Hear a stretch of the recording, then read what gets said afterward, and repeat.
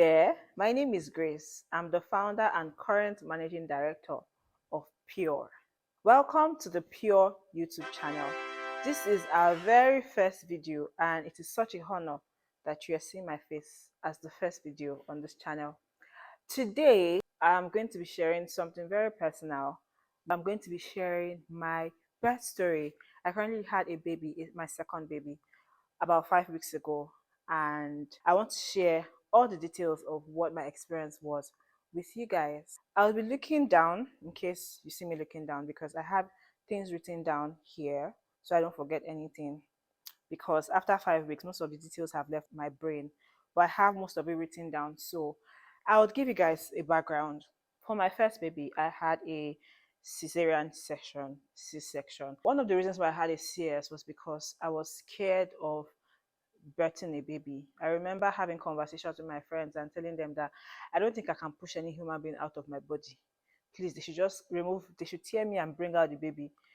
And I remember even praying and asking God that please, He should just make things to happen in a way that the doctor would say, let us have a CS. Looking back, I think one of the reasons why I was very scared of labor and delivery was because I had zero knowledge of what my body was doing during the process of labor and delivery. When you're pregnant, there are so many pregnancy apps that tells you, okay, you are in month 1, you're in month 2, your baby is this size, your baby is that size. But no one is really talking about what is happening to your body during labor and delivery. Like, there is no app that tells you that, and that's because labor and delivery is different for every woman. Like, the process is different for every woman.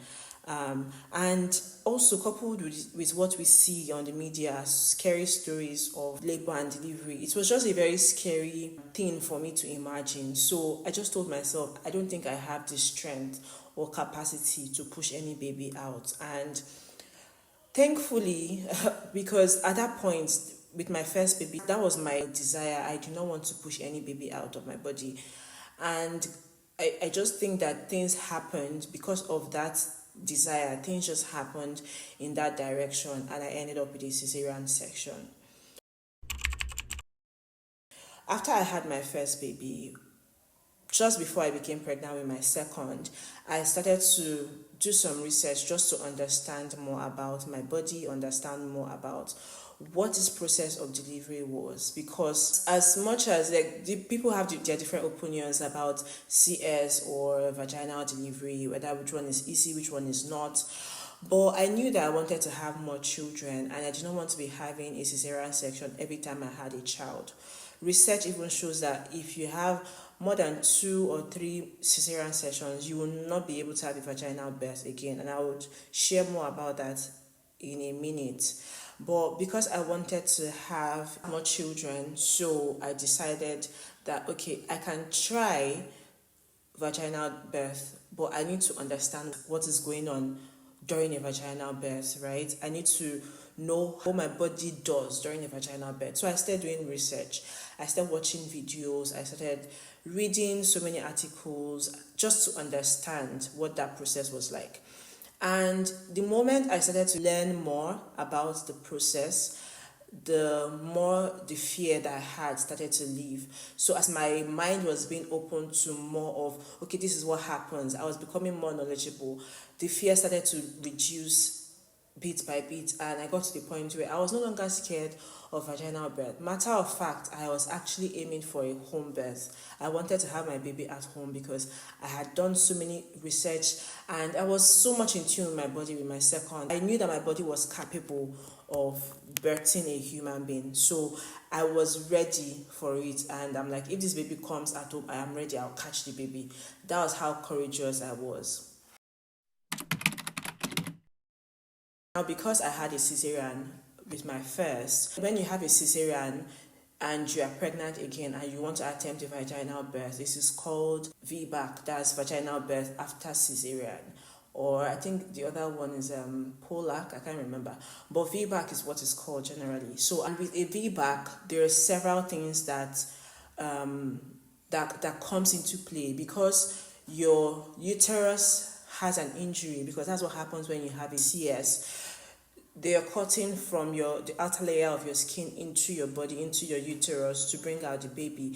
So because your uterus has an injury, any tug or tear, or any tug rather, can cause that injury line to tear open again, and that is very dangerous. So your doctors, if you're attempting a VBAC, your doctors are going to be very cautious. They're going to be asking you a lot of questions. One of the questions that he asked me was, when was your cesarean session?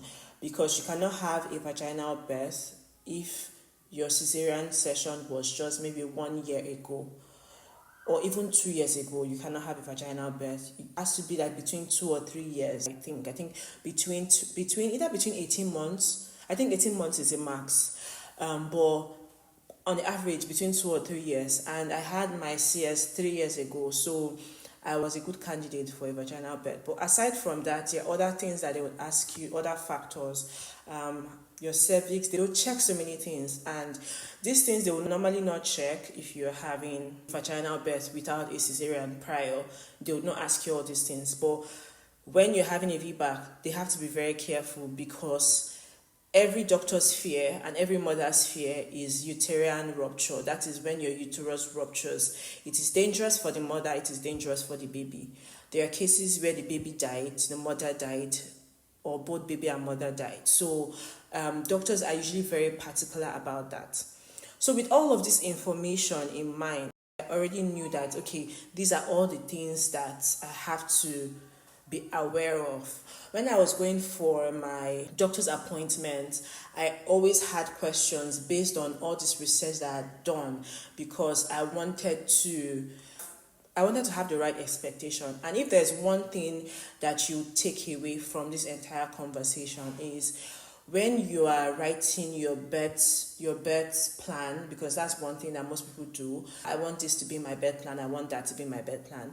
When you're writing your birth plan, it's very, very important that your birth plan is fact based, right? Your expectations are based on facts, not just wishes, right? They have to be based on facts, like, okay, this is what is obtainable. So I had all my facts and my expectations were based on those facts. So because I'd done a VBAC, I knew that these are what because I'd done a CS rather, I knew that this and these were the things that I'll be able to do, these are things I will not be able to do. These are the expectations that I can have. I cannot have this kind of expectations. So with all of this backstory, now let's dive into the process of the VBAC. So it all started on a Monday. That Monday, I was 41 weeks pregnant, and my doctor had told me, if by Monday you're 41 weeks, there's no contraction, there's nothing, you can come into the hospital and we will try to see how to start some manual induction. I'll go into all of that later. And that was because I was really fed up. At 40 weeks, I was really done.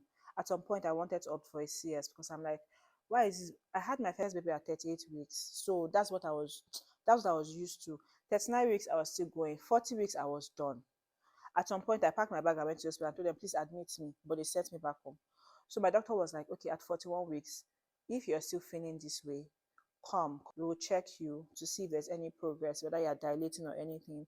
Even if you're not dilating, we'll try to manually start to induce you and just prepare your body, let your body know that, okay, oh, it's labor time. So at 41 weeks on the Monday, I packed my things and went to the hospital. And we got there at around 1 p.m. The doctor checked me, checked the baby's heartbeat, everything was okay. There was still no contraction at all. So he said that I was going to be admitted. During all my visits to the doctor, we literally drafted a birthing plan based on my peculiar situation and what was available at the hospital to help me, what was suitable for me, for my peculiar, because every pregnancy is peculiar, right?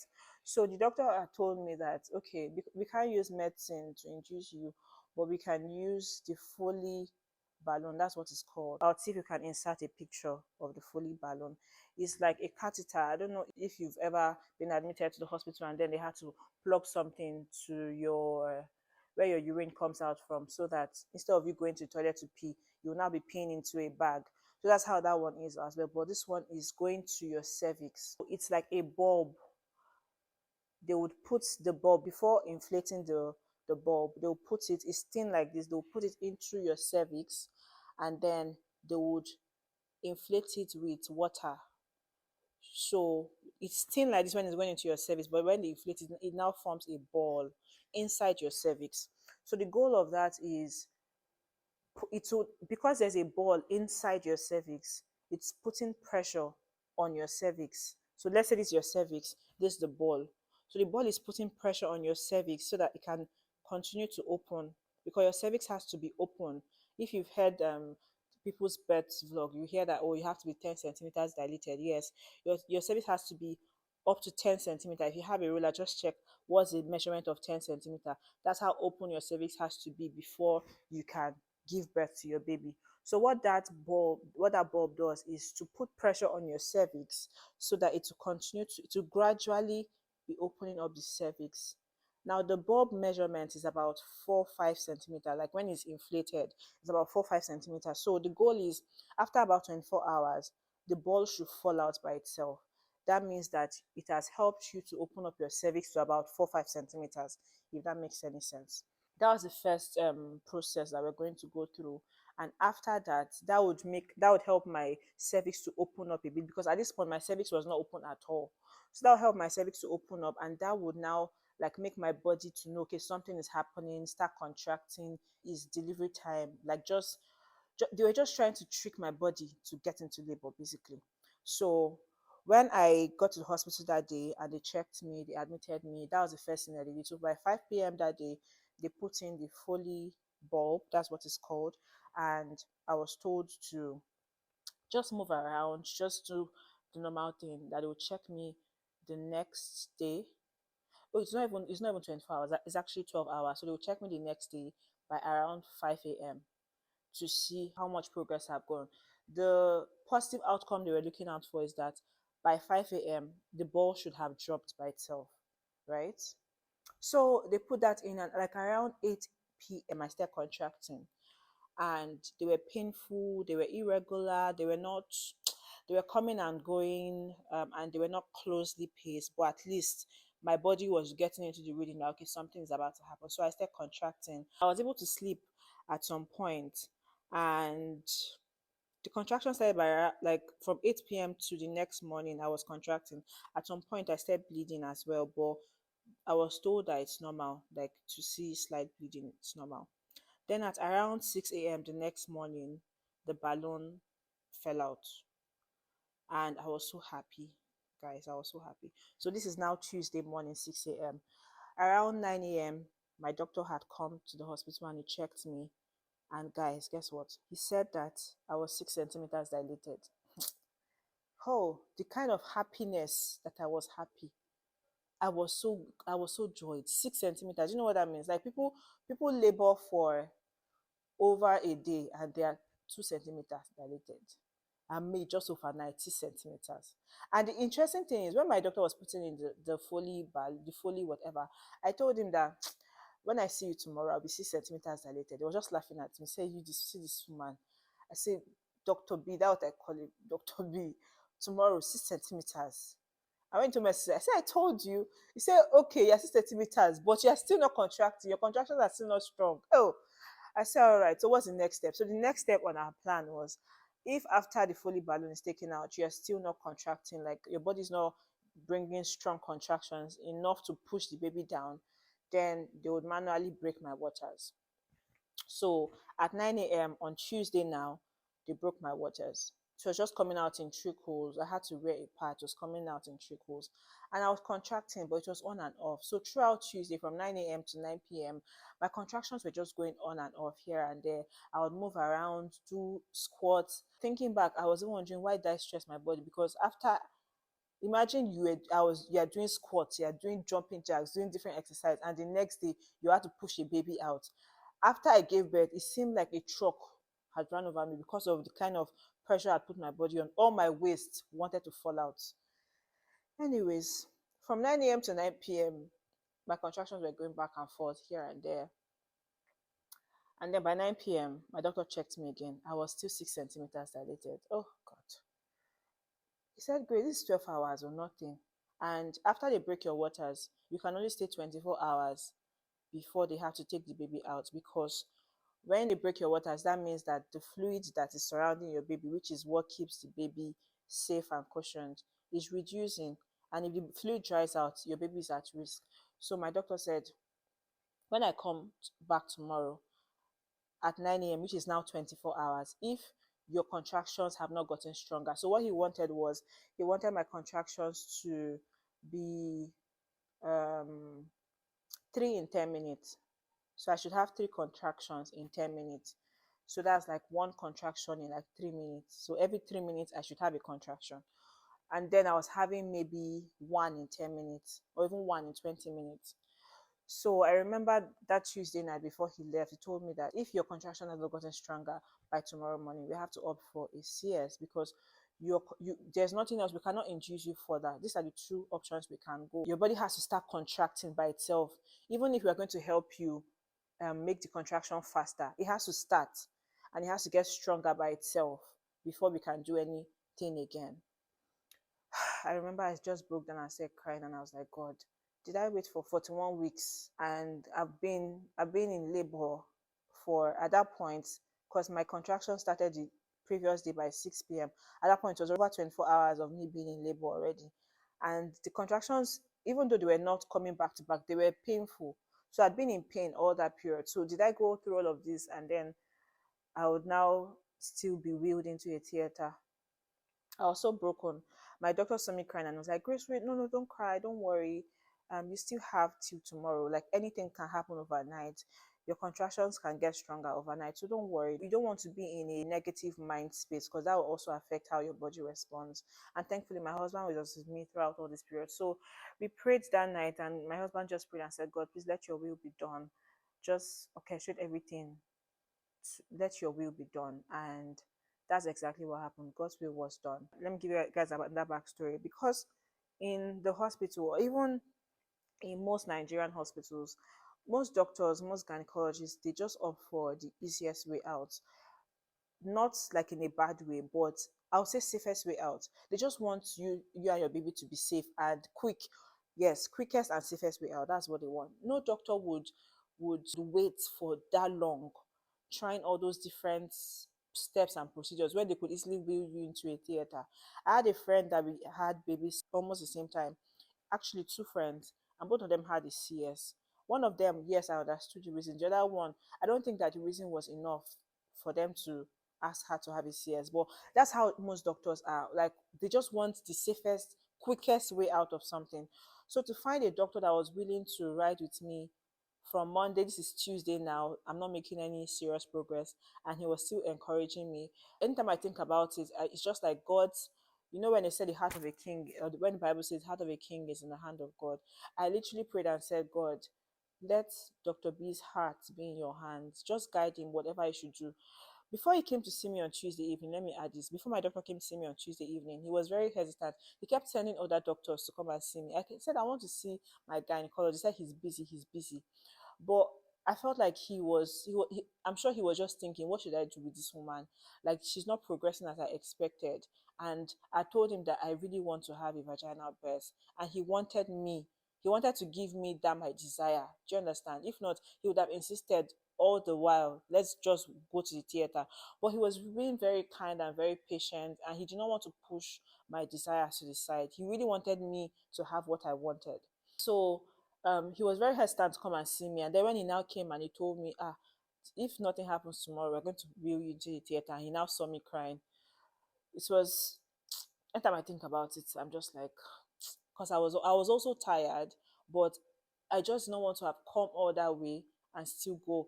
Also, I was thinking that my body had failed me. So there were just so many emotions, honestly. But after he encouraged me and we prayed, I slept. That was like around 9 p.m. ish. I slept. At that period, I was not having any contraction, nothing. No. So I slept, and the worst contractions woke me up by 11 p.m. The worst, that I had to go into the bathroom, turn on the hot shower, and I was having back contraction. If you Google back contraction, you would see so many horror stories. Like, it's like one of the most painful type of labor. Back labor is so painful. That is, most of your contractions are happening at your back. So normally your contraction is supposed to happen at your lower tummy and then it can come up to your mid tummy or upper tummy. But this one was happening at my back. It was so painful. So from 11, the contraction started really strong and more consistent. So I called the doctor, the nurses, and the midwives. We started tracking it, and like around 2 a.m. ish. This is now Wednesday. My contractions were now really closely together, like 3 in 10 minutes, and they were so strong. So it was at that point. So all this while, my midwife was in communication with my gynecologist, and he told them that once it gets to 3 contractions in space of 10 minutes, take her to the labor room and let the monitor start to track her heartbeat, baby's heartbeat, make sure everything is fine. So I was taken to the labor room at around 2 a.m. and I was there till I had my baby. So at 2 a.m. I was there. I was still trying to sleep through the contractions. They were so strong.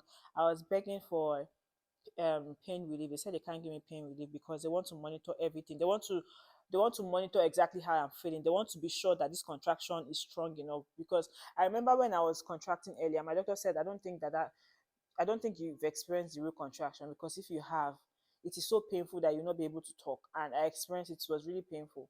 So from 2 a.m., they were monitoring my baby's heartbeat. Sometimes it will fluctuate and they'll tell me, okay, change your position. I'll change my position to get better. But generally, things were going fine. And around 6 a.m., this is now Wednesday, the third day, around 7 a.m. ish, my doctor came to check me. I was still 6 centimeters dilated. I'm like, which kind of problem is this? So I've been laboring for over, like, from 11 p.m. This is now 6 a.m. You're telling me that this dilation did not move. So what else can move this thing? So my doctor was like, okay, now I can see that your body is actually contracting. Your body is doing what it's supposed to do. At this point, we can now assist your body a little further, because the goal is for your body, your contraction to be strong enough to push the baby down, because it's the weight of the baby that will open up your cervix from 6 to 10 centimeter. So we need your contraction to be that strong so you can push your baby down, so your baby can help you open up your cervix and you can birth this baby. So he told me the next thing that he can do is to give me the lowest dose of oxytocin, like one of the medications used for induction, and it's not safe to use for women who are trying to have a vaginal birth after cesarean. But the reason why he could use it on me was because like he explained, you can't use it to start the process. The process has to start by itself, and then along the way, if your body needs some assistance, you can now give a very little dose to help make the contraction stronger. So that was what we did.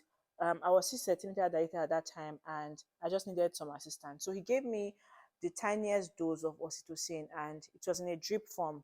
And I remember him telling the doctor that they should regulate. You can regulate how many drops of the drip like comes into the body. To regulate it to be 10 drops per, was it 10 drops per minute? Something like that. 10 drops per minute. So that small amount was coming into my system. But let me tell you guys, the moment the first drop of that oxytocin enter my vein,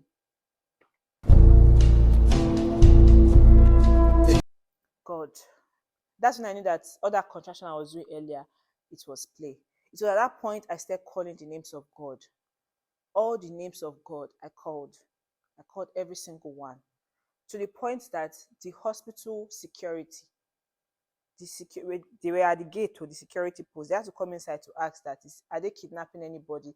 Is anybody trying to run for their life? What is going on? That's how much I was screaming. They kept saying, Grace, don't scream. Grace, don't scream. Don't cry. Breathe, breathe, breathe. All the breathing exercises that I learned, all the breathing techniques, I forgot everything. I will try to breathe. I said, this one is not a breathing problem. Let me call the name of my God to come and help me. That's only who I called my God. I called all his names in all the languages that I knew. God, I called him. Please help me. Because that thing was painful. If anyone has described contraction, it will come like a wave. So your body, you will know that it's coming. It will start. to be small. Say it's coming, and that one is coming, and that one is coming. Then it will go up. Then I will scream. It will go to the apex. I will scream. Then it will start coming down. Imagine that you're experiencing that 3 in 10 minutes, and then it became closer. It was now 3 in 5 minutes. It was now 1 in 1 minute. At some point, it was not allowing me rest. As I'm finishing one, and that one is starting. Then they checked me and said I'm 8 centimeters. At least I said, at least this pain is not in vain. At least I'm making progress. So from like 10, between 9 where they gave me the oxytocin to like 11, I was already 8 centimeters. From 11, I had my baby at 1 p.m. From 11 to 1 p.m., I went from 8 centimeters to 10 centimeters. And when when you hear about labor, you hear, oh, it's time to push. In my own time, there was no time to push. Oh, I could feel that the baby was almost there. Like they checked me and said they can feel the baby's head. The baby is almost here. But they were like, it will still take another 1 hour. That's my midwife said, it will take another 1 hour before this baby comes. But the way the contraction was happening, when I was researching about birth, one thing that I learned was, I think it's called fetal ejection, where your body literally eject the baby out of you. Like your contractions are so strong that you cannot control it. It's not even like they're telling you push. Like you're not trying to push the baby out. The baby is coming out by itself. That's what I experienced.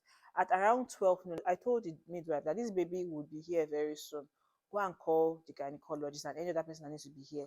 She was like, no, it will still take a while. Maybe it was around 12:30. It will still take about 1 hour. Don't worry. Just try to rest in between contraction. I said, this baby is almost here. I was in and out of this world because of the pain of the contraction. But each time I would come back to myself, I said, this baby is almost here. Go and call the doctor. She said, no, Grace, don't worry. It's not yet time. When she saw that my body was already pushing, she was like, Grace, stop pushing. I said, I'm not the one pushing. This is my body that is pushing itself. She said, Grace, try to hold it. You tear yourself. At some point, I even pooped. She said, Grace, try to. I said, I cannot hold it. You know when strong shit is holding you and you can't hold it. Like that's how it was. I was like, I can't hold it. Go and call the doctor. He said, okay, no problem. Let me check. And she just put her hand to check. The baby's head was already out. She was now telling me, close your leg, close your leg. Grace, don't push the baby out yet. Hold on, close your leg. I think the baby came out in maybe like 5 minutes after that time. Like the baby flew out of my body. I can't remember pushing the baby out. I can't remember them telling me push. All I was hearing was don't push, don't push. Because my body was literally pushing the baby out. I can remember the relief once the baby's head came out. Oh, I was so relieved. And it's just really fascinating how the body works. Immediately the baby's head came out, all the contractions stopped. I don't even know when my placenta came out. I can't remember all of that part. But once the baby's head came out and the body came out, that was the end. Another thing I remember was they told me they wanted to, I had not discussed whether I wanted them to episiotomy. I had not discussed that with my doctor, whether I wanted them to tear me or not. But with the way my body was expelling the baby out, and I think I was not well positioned, I was lying at my back. If I was probably standing up or in all fours, it should have been easier for the baby to come out without me tearing. But because of how I was positioned, I think the pressure was too much when the baby was, and the force with which the baby came out, because like I said, nobody was coaching me to push. My body was just pushing. So I tore, and my doctor actually tore me. So before my baby's head came out, he tore me a little, and then when the baby head came out, I also tore. So I had like 2 tears, which that one's story for another day.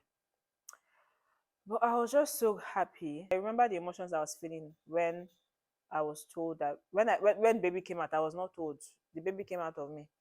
I was just so happy, even though it was a very painful process with the contraction and everything. And I was in pains, like my body was paining me, but the only emotion I could feel was happiness and joy.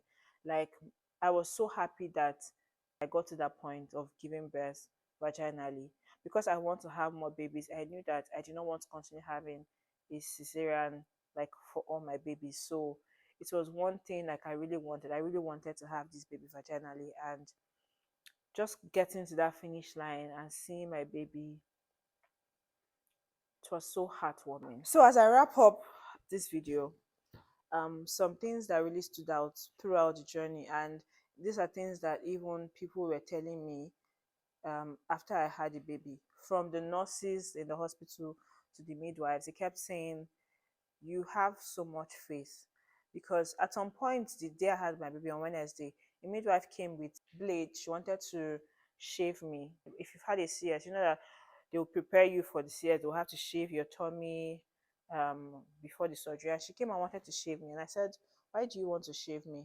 First of all, I don't use shaving stick. I wax, and I had done a wax few weeks before my due date. So it's not as if there was hair, anything to shave. But like, why do you want to shave me? And she said, I just want to prepare you for CS. I said, who told you that I'm going to have a CS? My doctor told you that I was going to have a CS. Like, that's how much faith I had. Like, I was so full of faith. Like, I did not want to accept anything else. That's how it was. And thinking back, it was unconscious. It's not as if I said, this is a do or die affair. Honestly, if it came to a point where I was becoming too weak or my baby was not responding well, and he said, this is the next step of action, I was going to sign the papers for them to wheel me to the theater. But I knew that I was still strong enough to go through this, and I was just full of faith. Like, I don't know where that faith came from. I really believed in God and believed in myself that I was able to go through this, no matter how painful it was. So that's one thing. And even after I had the baby, my friends and family, they kept saying, wow, you had so much faith in yourself. And it's not as if I was telling them, oh, I have so much faith or anything in our conversation, but they could just sense it in how I was talking about it. Second thing, which I mentioned earlier, is that you have to have your expectations backed up with facts, not just mere imagination. Like, you need to get the facts right, whether you're getting the facts from your doctor or you're getting the facts from doing your own research. You can't just be having fancy expectations. Like I said earlier, there was no way they could induce me initially with oxytocin, like at the beginning of the whole thing. There was no way that could happen because the facts were there. You can't do that. It's not safe for you and for your baby. So with your expectations, when you're writing, drafting your birth plan, when you're having conversations with your doctor, make sure that your expectations are backed with facts. If you don't take anything from the video, take this. Like, it's very important. And you are your advocate, you are your baby's advocate. Nobody will advocate for you like yourself. So it's very important that you understand this entire process of giving birth, understand what your body is about to do, so that you can ask the right questions. So that if somebody is coming to tell you something that's wrong, say, no, no, no, I don't think that's correct. This is what I know about this. If we have to open Google together, let's open the Google together and research it together there. So, mamas, you are your own advocate, you are your baby's advocate. And it is also important if you can share this information that you have. Like, if you've done research, you can share the information with your partner or anyone that is going to be in the labor room with you, because there are times where they would have to advocate for you, and they cannot advocate if they don't have the knowledge. So, as you're doing your research, as you're having conversation with your doctor, carry your partner along. Okay, this is what we are going to be doing. Oh, I remember sharing so many links with my husband and asking him to read about all those things, so that in the labor room, when I'm so tired or when I'm sleeping and he needs to be my advocate, he has the proper knowledge and information that he needs. That brings me to the end of this video. I hope you learned one or two things from it. I hope it inspired you, gave you some morale. If you're attempting to have a VBAC, it's possible to have a VBAC. The situation might be different for you. You need to have conversation with your doctor to know what is applicable to you. But I believe everything is possible. Thank you so much once again, and we'll see you in our next video. Bye. Before you go, have you subscribed? You. Please, can you subscribe? Please subscribe. Leave a comment, like, share this video with a new mama, an expecting dada. Please share the word that Pure now has a YouTube channel. Thank you.